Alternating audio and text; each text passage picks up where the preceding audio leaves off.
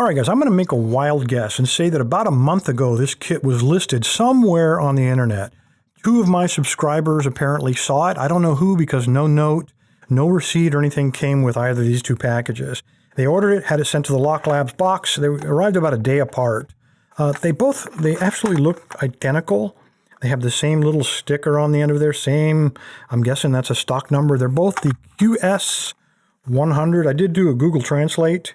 It only picked out 2 of the characters. I think it was that little guy means tool, and over here somewhere, I think that one means lockpick. The rest of it, I have no clue. But if we open it up, I think we can real quick figure it out. Even though this one came from California, that one from New Jersey, both of these tin boxes are equally damaged.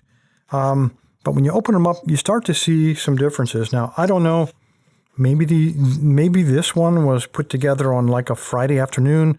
You know, the bell rang and the guy says, I haven't had time to finish putting all the handles on. So he just threw them in there, slapped it closed, and called it good, shipped it. I don't know, but right away that tells me, these didn't fall off. That's the way it left the factory. But let's go ahead, since they are identical, let's go ahead and just this one, since it's together, let me sort it out, and let's take a closer look at these pigs. All right, guys, I'm going to give you the bottom line up front. This is not the kit you're looking for. I got to tell you, I looked it up on the internet or tried to find it. I found several almost identical on both eBay and on Amazon. The only difference is the ones I found had either red or blue handles. These are gold or yellow. They sell for anywhere ranging from, and it's quite a range, $19.99 or $20, all the way up to, get this, $39.99 or $40 plus shipping. So what do you get for that? Let's assume the $20, because everybody wants a bargain, right? So let's take a closer look at these guys. Now, you'll notice I've done some writing on these shafts, and that is because when you take a look at these guys, the thickness of the material is 50 thousandths of an inch. But what they've done in order to get it to kind of fit into different keyways is they've ground it down and they've tapered it. You see the grinding on here?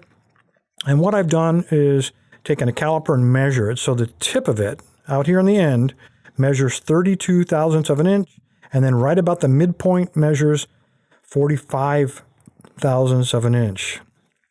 Both of those are way too thick for any European lock, and it's actually, both of those are too wide for almost everything, even in North America. That's incredibly wide. So any of these, and they're all different, none of them, they must have been ground by hand. They're all going to take a lot of work to try to thin these down, which is a pretty delicate operation in itself. It's going to further weaken this. Now, I will tell you the material is very, very strong, except maybe this one. You can see, I think right there, the laser. I don't know if somebody bumped the laser table. I don't know if it's out of alignment or what, but that laser cut all the way through, leaving a really weak spot right there. There was 1 pick in this kit and 3 picks in the other kit that had this laser overcut. So be very, very careful. Pay attention to that, because that really does weaken the entire shaft. Any of the rest of these, because of the thickness and the type of material, you can probably put it in the keyway and you can hang onto this and do chin-ups. It's really strong. I tried to bend it laterally. You wouldn't do this in a keyway, but this is how I get a good idea of how strong or weak some material is. It really doesn't want to bend, and I'm afraid that it might, if I put too much more on it, it's quite stiff, and if it snaps because it's so brittle, it's probably going to put another hole in my hand. I really don't want to do that. So I can tell you these are pretty strong. Of course, they're really thick, and I think we would kind of expect that.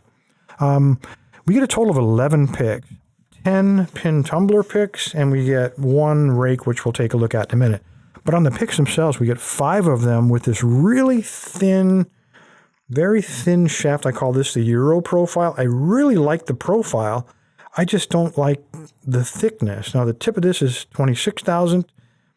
40 is not too bad. It might fit in a master lock, but that's really about it. You'd really have to grind these down very carefully. Kind of difficult to do. I think you can see how rough some of that grinding is. I think, well, a lot of these, they only ground it on one side. This one looked like it's ground on both sides to try to give an equal taper. I don't really think it makes that much difference, but that's what you got. When we move into the thicker ones, and I'm gonna hold both of these guys up, you have what I call the Euro profiles on the left, And then they have these nice thick ones, which are the standard profile. Now these are really strong. I can't imagine. I mean, this one measures 34 thousandths down to 47. This one is so strong, I can't imagine the pressure you would have to put on this pick to bend it. But they made it a little extra thick right here to give it some extra strength. And then you get 4 more of these. All these are a little bit different variations. I do like the tip shapes. They took a lot of time to shape the tips of them. It's just everything else that just is not quite right about this kit. This last one, even though these are pin tumblers, you do get one rake, but the rake is not for pin tumblers. Obviously, this is for a dimple pick.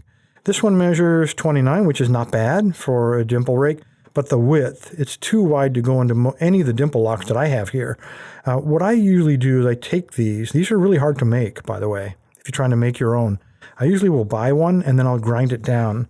Here's one I use all the time. This one's from, I think it's a Goso, and I just narrowed it. So these can be quite useful.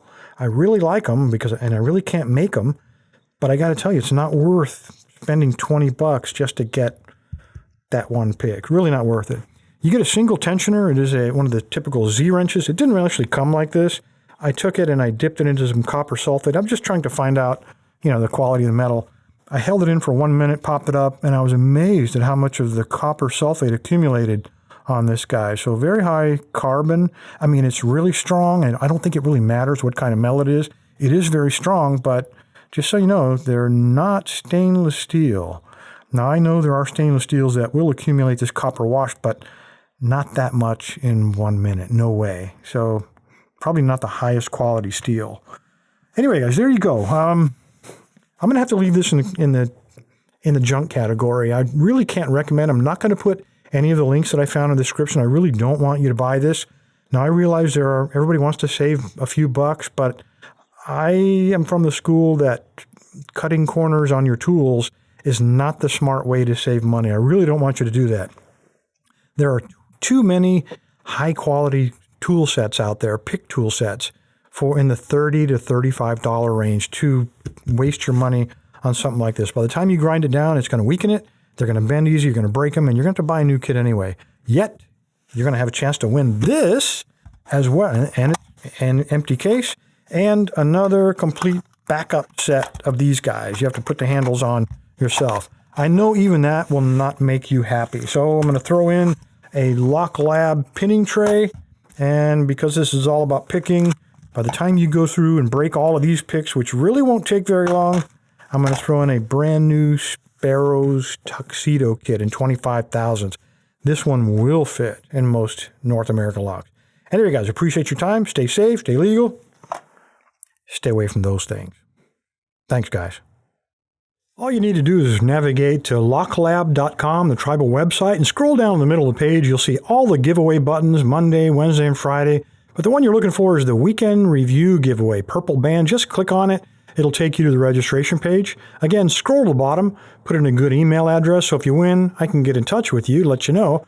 Put in a username, doesn't matter what it is, and click Submit. When you're done, you'll get a green check mark confirming your entry. Thanks, guys.